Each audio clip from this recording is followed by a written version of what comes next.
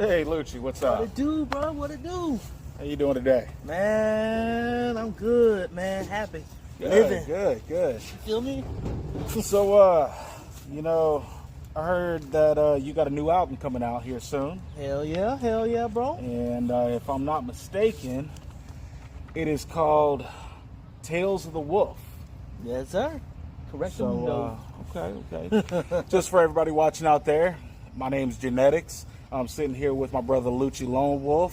Yes, We're sir. over on No Music, No Life Entertainment. Oh, God. And I'm here to ask Lucci some questions because not only is he one of the recording artists here on No Music, No Life Entertainment, but he's also the co-owner. Yes, sir. It's him and Timmy B. So it's a lot of work, isn't it? A lot, man. A lot. Non-stop, every day. So let's get into some of these questions we got here. Go for it, brother. So how did growing up in the Tampa, St. Petersburg area shape your identity as an artist? Are there any specific experiences or cultural elements from that area that influence your music? Believe it or not, Tampa, Lakeland, St. Pete area, bro, that is like the melting pot of a lot of musicians. Mm-hmm. You have rockers, you have rappers, you have blues artists, but that all that kind of just pretty much molded me into what I want to be in. And even including my family, they were part of, doing music, and my grandparents were music teachers, and so it just runs in the blood, Gotcha. Yeah. So, what was the hip hop scene like in St. Pete, in Tampa, when you were coming up? And how has it evolved? And where do you see yourself fitting into that landscape? Man, I can honestly say that in like the late 2000s, bro, we had a lot of artists that came out. We had like the Dime Boys, you had T.O. and them come out. You had a lot of people that came out during like Lakeland, Tampa area. You had Tom G, you had Frank Lenny coming up out of somewhere.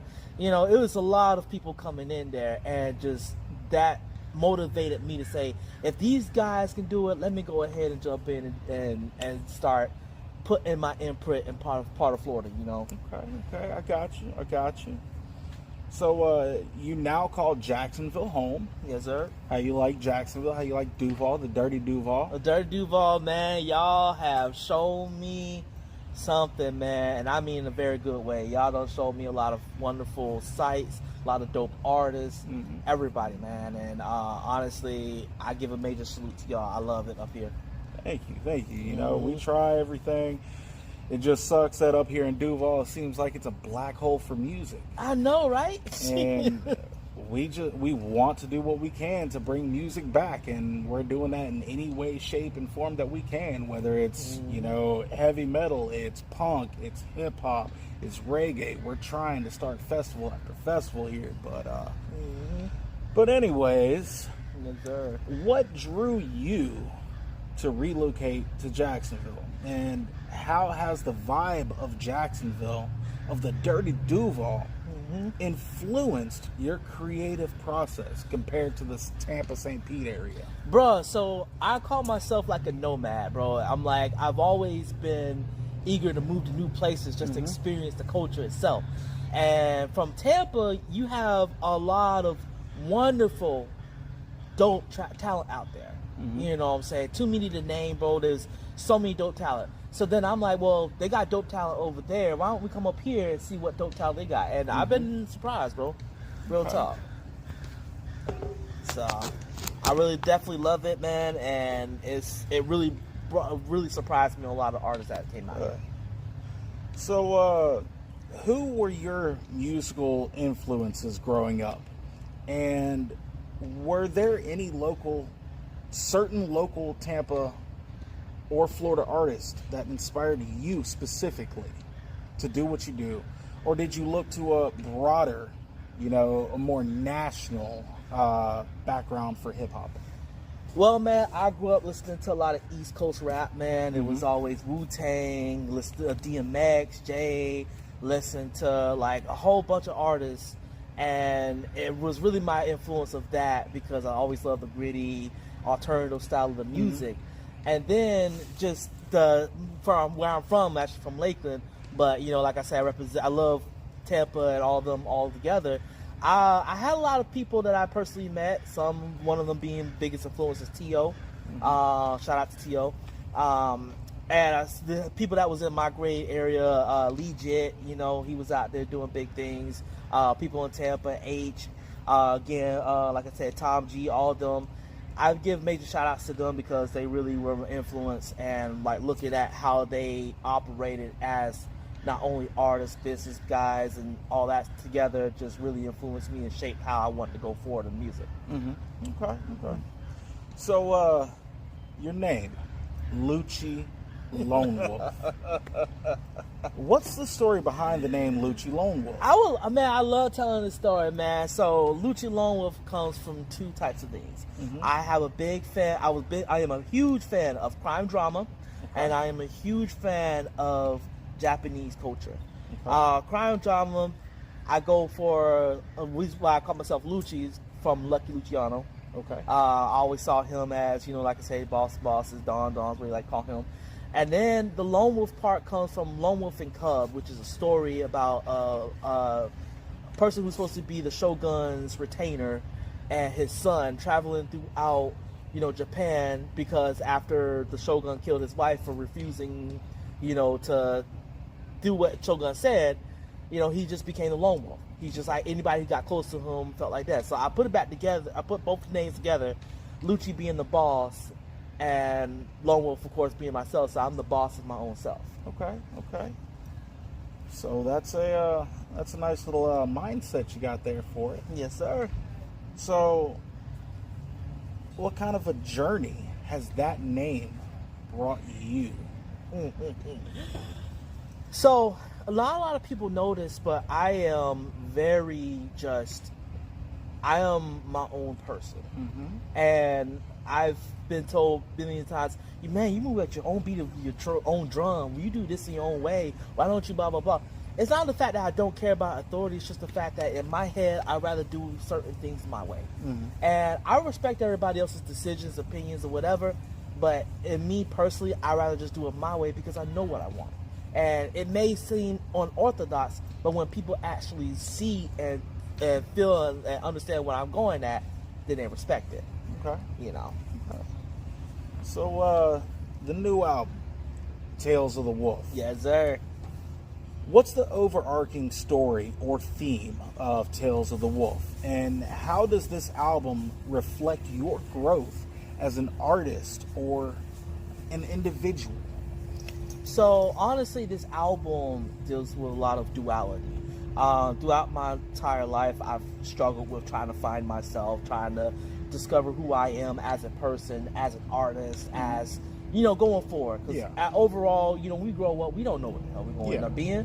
We just go with the flow of things. So then that's why I made this album as pretty much an insight in my mind of how growing up, I started out trying to be, trying to listen to everybody and all that, and then I started doing my own thing. And even though it took me to a bad area, I always embrace that, the negative to the positive.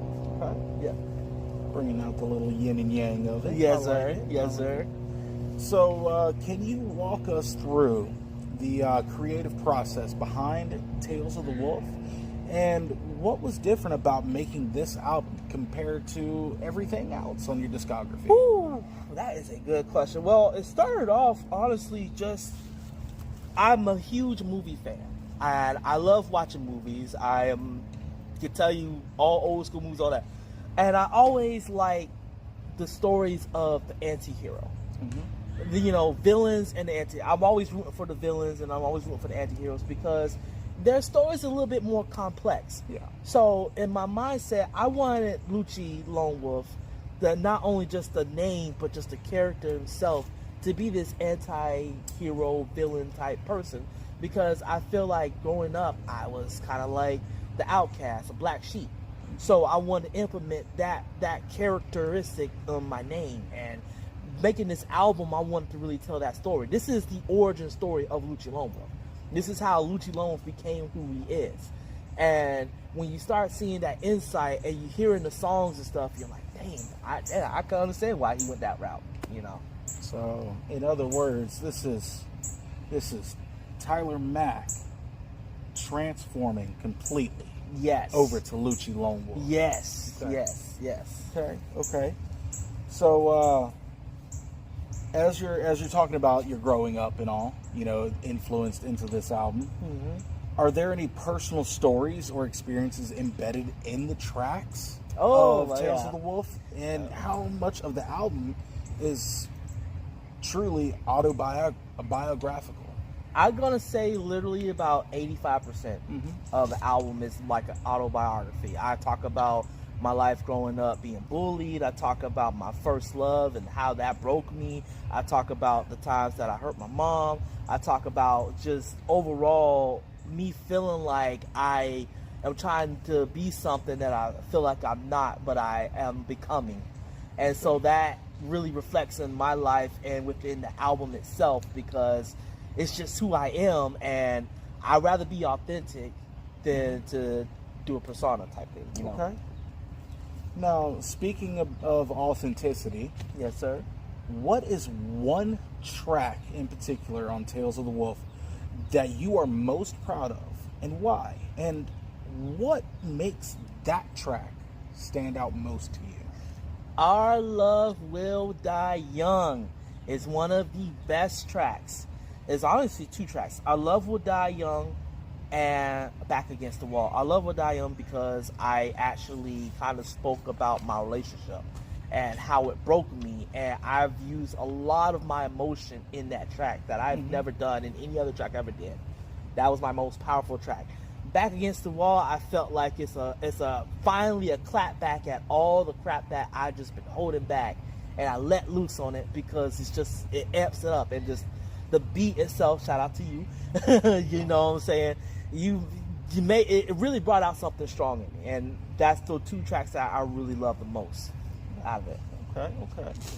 So let me ask you this: how does this album showcase your evolution as a lyricist? And are there new styles or flows or techniques that you experimented with to make this album? Bro, I was trying so many things. I did a little bit of fast rapping. I did a little bit of singing.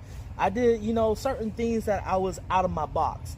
Usually I'm more of like a kind of like a smooth, right on the lyrics type stuff, or like right on the beat type stuff. And then I just started like, well, let me try this style. Let me try that style. And certain songs you'll hear, they're not all the same. Some of them may kind of sound, but most of them are very different, especially with Pope. Pope, I kind of have that aggressive style. And then, you have Facing Myself, I kind of do a little bit of fast rapping on it, and, so on and so forth. Okay. Yeah. So what was the most challenging technique or style or flow that you did?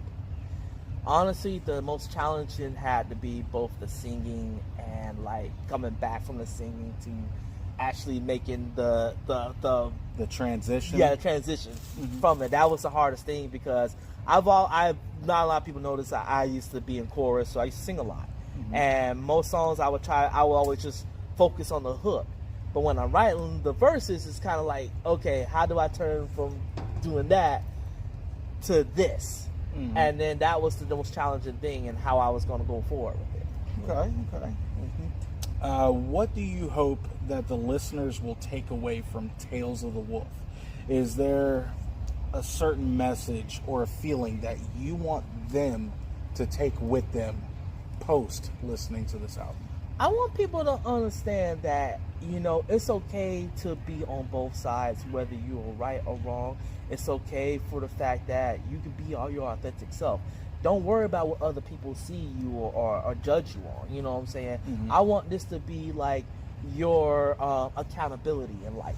Okay. I put this album out for those who take accountability for things that they messed up in life and moving forward from it, because that's the hardest thing a lot of people can do, is moving forward from their accountability. Nowadays it's like, oh well, you gotta take accountability and blah blah blah, but moving forward from it and embracing that, hey, I'm flawed, at the end of the day I'm saying my truth, and I still love y'all no matter what. Okay. Okay. That's a nice, powerful message you got there. Yes, sir. So, enough about the album. Mm-hmm. So, like I said, not only are you a recording artist Yes, with sir. No Music, No Life Entertainment, but you're also the co-owner. Mm-hmm. So, as co-owner KMKL. of No Music, No Life Entertainment, what's your vision for the label, and how do you balance being both an artist while running the business? Tell you, number one thing is the hardest thing to ever do, but I could tell you this. My vision for this whole thing was basically to give an outlet for every artist in every medium. So we have, like what I say, we have our rappers, we have our producers, we have our writers, we have all walks of life part of this group. And my mindset is I want to expand it to doing movies, doing shows, or doing books, you know, to make it more of a no media, no life than No Music, No Life. Because music is the beginning. And in the media, it just all falls together. So that's my entire vision of it. And just balancing being an artist to also being a person that's kind of pushing the thing forward. It's a lot, but I love it because I get to see the results of everybody understanding and loving just how we go forward, you know. Okay. So, what inspired you to co-found No Music, No Life Entertainment? Was there a gap in the industry that you wanted to fill? And, you know, Yeah. what was it? So, bro, I gotta say the biggest thing that inspired me the most is just the anger I felt when I was just listening to the music in early 2010s, and just moving forward. And I've seen a lot of artists that I've had a lot of artist friends who went to these labels and they wanted to dumb down their style. You know what I'm saying? Like, some of them, they say, oh, well, I like you on this, but you need to, like, censor yourself on that. And it used to make me mad because I'm just like, you can't censor your art. Yeah. Art is who you are. You're an individual. This is who you are as an individual. To censor yourself is basically to castrate yourself. I So completely agree with So that. my biggest thing is bringing in KMKL, No Music, No Life, as a hub for any artist who spread their honesty through their art. Okay. And that's how I look at KMKL. Okay. So, let me ask this. Yes, sir. When you and Timmy are getting together about artists, okay, how do you decide which artists to sign or work with at the label? And are you focused on nurturing the talent from Florida, or are you going to be casting a wider net to, say, the rest of the country, or even somewhat in the future globally? So that's a good question. I always like to start off small. My father always told me, start off small, work yourself up big. We both of us look at the artist as someone who is fully aware of the individuality. I want to see an artist who is very creative, not only with just the music, but outside of music. Because I love music altogether, but what can you do with your music that's different than everybody else? You know, do you have ideas of making a movie out of your music? Do you have an idea of making a comic book series out of your music? You know, something that really brings something new to you as an artist, because the artist itself is a brand. So how do you brand yourself? That's how we look at it. You know, that's moving forward. We look at that. And as far as global, I mean, we just take it a day at a time, man. See where we go from there. Okay. Now let me ask you this: what kind of challenges have you personally faced as the label co-owner, and how have those challenges shaped your approach to the music business as a whole? Number one thing I have to say is my trust has to be earned. I made mistakes in the past where I gave my trust to a lot of people starting off before it became KMKL, was Lost Generation Productions. And I gave my trust to a lot of people and they failed me. So I learned don't put all your eggs in one basket. Really take the time to see if that person can earn your trust. As soon as they earn your trust and go from there, then you'll be like ready to put in full time. So that's how my mindset is. It's like, I want to see how can I earn your trust from that, you know. Okay. So how does being signed to your own label give you a true creative freedom? Are there trade-offs compared to being with a major label? Like, I know we talked about censoring, you know, but are there any deeper trade-offs, you know? The biggest trade-off is just being able to be in charge of your own distribution. The biggest trade-off is learning, literally, like learning the business inside. And that, I think, to me, is the most exhilarating thing. When you're part of a label, they just tell you what is there, done for. Whereas when you have your own business, you get to find your own lawyer, you get to build your own distribution things, you get to do your own publishing, you get to learn a lot of stuff. And when I learned that, like mid 2010s and stuff, it was an eye-opener that you could do it your own self. So I took that route and say, you know, even though it's going to be hard, I'm going to learn my own self, because guess what? I get to give these people who are part of my team their own masters. They get to have their own thing. They get to own their own art. And that's my whole purpose of the thing, is giving them their own art, you know. So now let's go into this. What was the meaning behind the name of No Life? No music, no life. How does it reflect your philosophy as an artist or as an entrepreneur? Because I feel like life is a rhythm, and the more that you're on that rhythm, whether it changes or it's the same that you like, it's what makes your life move forward. So I always say, no music, no life. No music, no life. You know who you are as that. We all, as people, as individuals, we have different tastes in music. You have different tastes in music, I have different tastes in music. But it kind of defines who we are, because we move forward and we just learn from not only that music, but just the rhythm itself in life, you know. Okay. Now, let's get on into the artistry and the creative process, okay? Yes, sir. How would you describe your signature sound? And do you feel it's rooted in Florida's hip-hop tradition, or are you carving out something entirely new? So it's a mixture of old school, like storytelling, alternative based music, like I said, with New York sound, and also some Florida sound too, you know, like early Trick Daddy, when he dropped based on a true story, you know. And then just overall, just the influences from growing up is my style. So I kind of carved that style and mixed them all together to create this kind of like emotional but like storytelling type of style that we have, you know.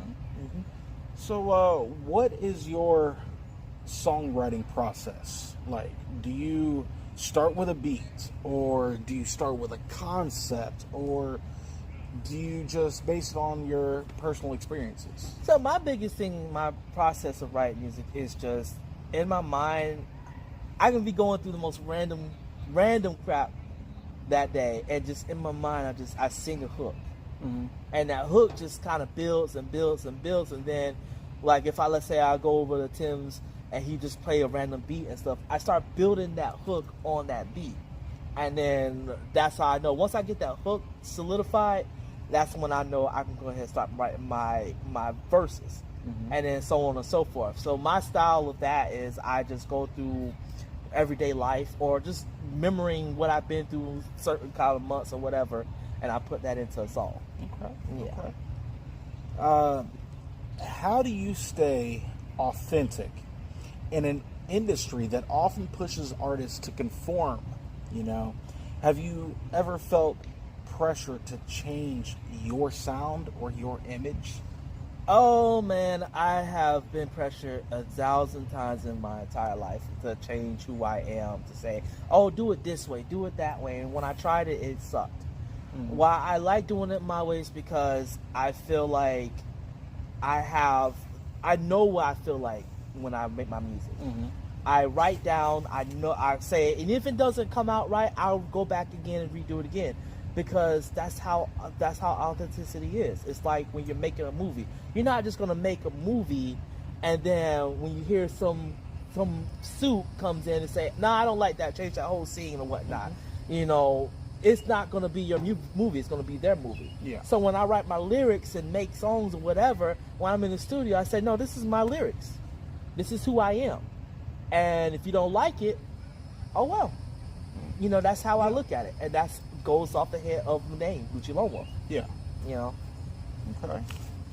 So, what role does storytelling play in your music? Since you've mentioned that, you know, how do you approach crafting narratives in your lyrics? How I come up with it is I make it like a regular story. I used to take a little bit of journalism in high school, and oftentimes I learned how to just write the subject of the story first, and then just go off of like where the story is going to lead, or even start off with the character. Who's the character? What makes that character who that character is? And that's how I go about making that story. Is this character going to be good? Is this character going to be bad? Is he going to be in a big twist at the end? Who knows? But that character as a whole makes that story go forward. And then, because once that character, when you have that main character there, no matter what direction you go at, that story's going to go forward. And so that's how I look at when I make my music. Is like that. It's like my life is the story. I'm the character. And the character, Tyler Mack, is like, he's supposed to be the good side, and then now I'm kind of transitioning to Lucci Lonewolf. Yeah. All right. So, how has the Florida hip-hop scene influenced your style? Do you draw from, when it comes to just Florida's hip-hop scene, do you draw from the state's diverse sounds? Like, you've got Miami's bass, and you've got the trap from Atlanta.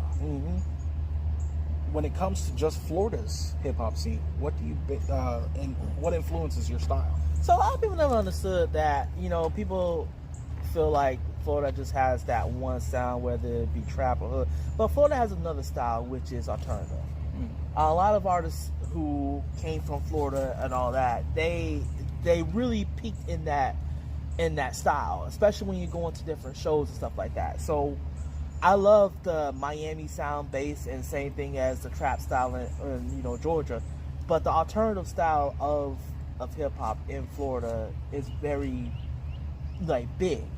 It's just not being commercialized like everything else. And that's the one that I really kind of stay more focused on. Is that, like, if you ever go to any of these open mics and you hear these artists and they spilling their soul on the stage, that's what inspires me to continue that. Okay. What has been the most rewarding part of your journey as an artist so far? And what's been the most challenging? The most rewarding is actually working with my boys, working with my brothers, working with everybody. You know, it was the most rewarding. And on top of that, just getting a lot of praise and a lot of love from everybody, you know, from when they listen to my music and stuff. People that I never expect to listen to. Like last year, I sold one of the tracks from my father who never listened to my music, and he loved it. So that to me was a huge reward on that. And just the struggles of it, the difficulties of it is just trying to keep up and figuring out what's the next big thing I could do. How do I go forward with this? What direction I'm going to go with what my art is? Yeah. You know? So, what's been the most challenging then? The most challenging is just topping each single that I drop. It's the one thing. It's like the self-doubt. You know, I'm not gonna lie. I have a lot of self-doubt when I make my music, or when I do certain stuff. I have a self-doubt. I psych myself out so much, and it's just mentally, it's just trying to get to that point of, all right, you cannot psych yourself out. You got to keep going. Where can you go next? Where's that? And that's the biggest challenge, because also, you know, trying to trying to run a whole company, trying to do your own art, Yeah. and everything, it's a lot. And on top of that, working a regular 9-to-5 job too, all comes to that. So it's like everything's clashing and all that. It's all about the hustle, sir. Yes, sir.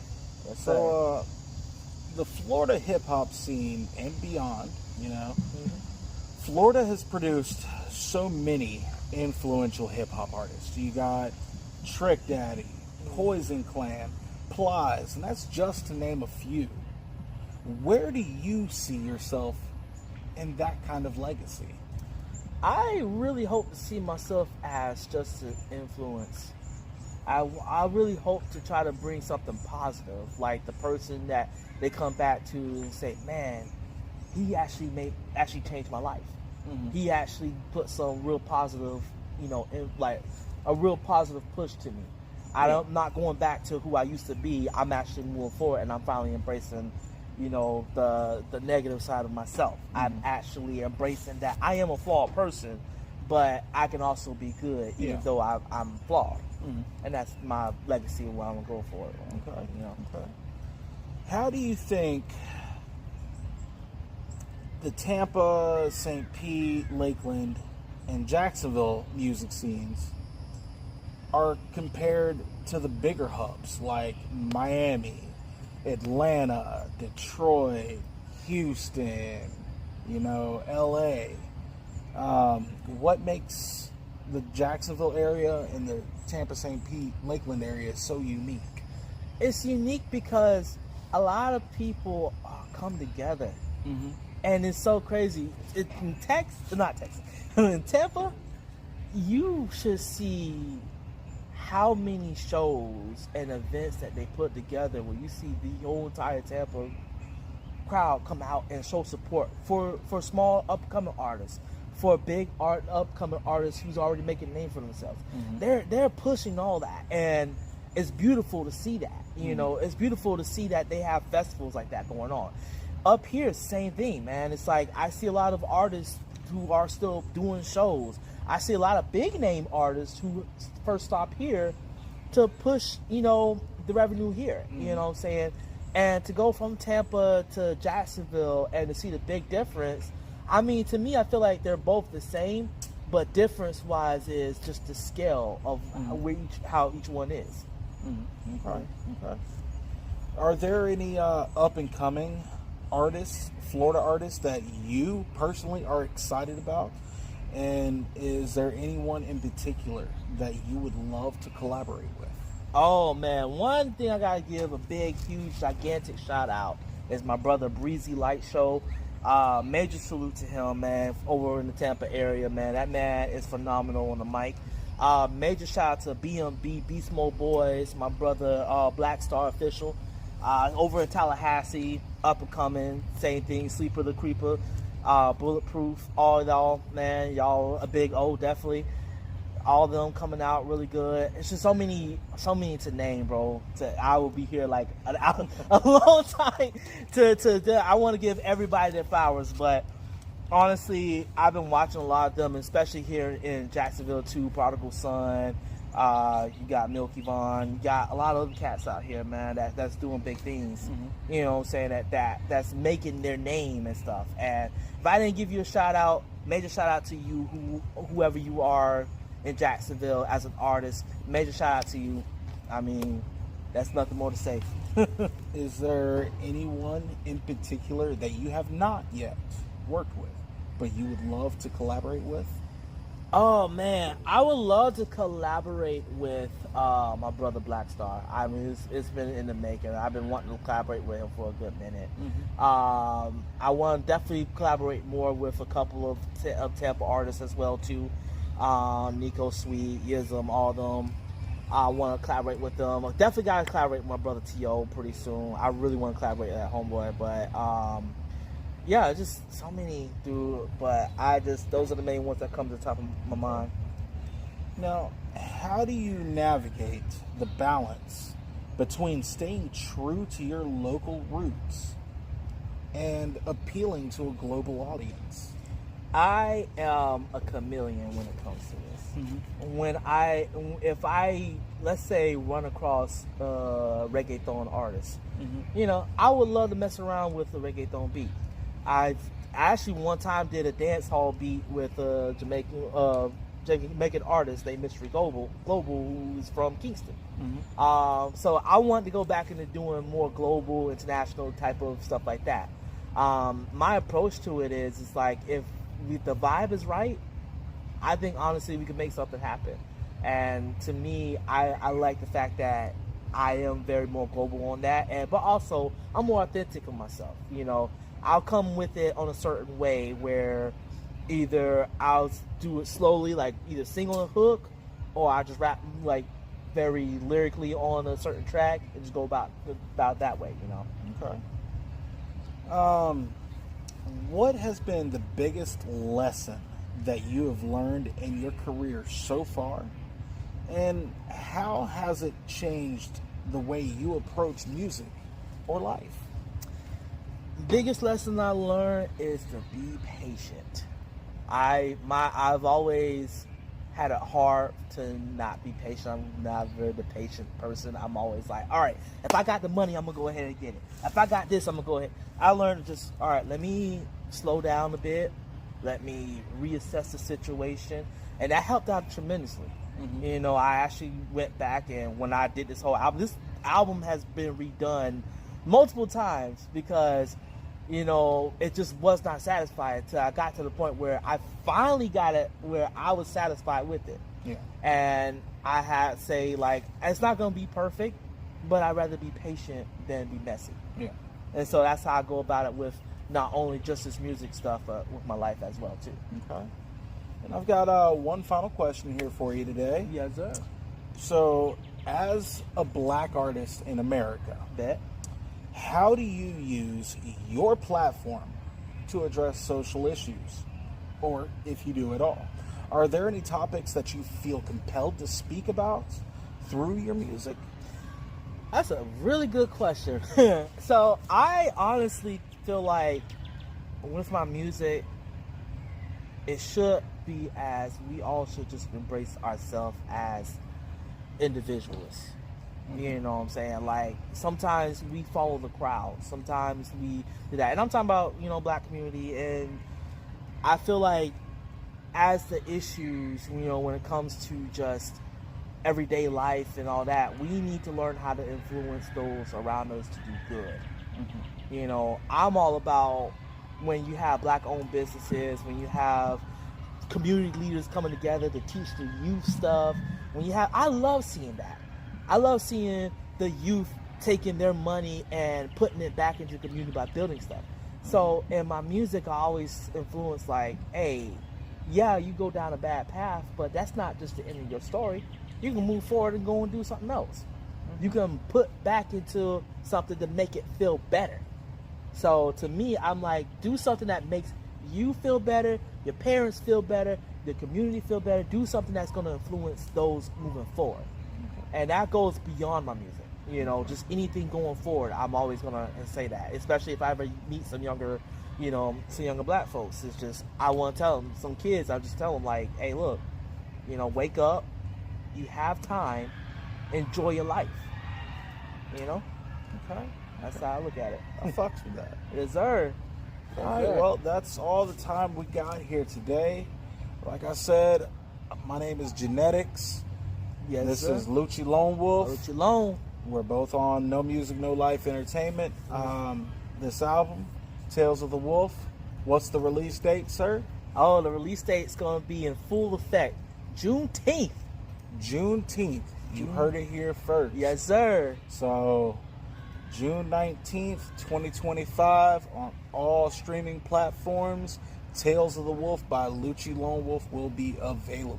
Yes, sir. Where can they find you? Oh, go ahead and find me on IG. Lucci Lonewolf is exactly what it is. You can find me on Snapchat, Lucci Lone. And yeah, pretty much any social media, just type in Lucci Lonewolf, I'll beat it. All right. And make sure you check out the No Music, No Life Entertainment Instagram page. We have a lot of new information coming up soon, a lot of new albums, singles, everything.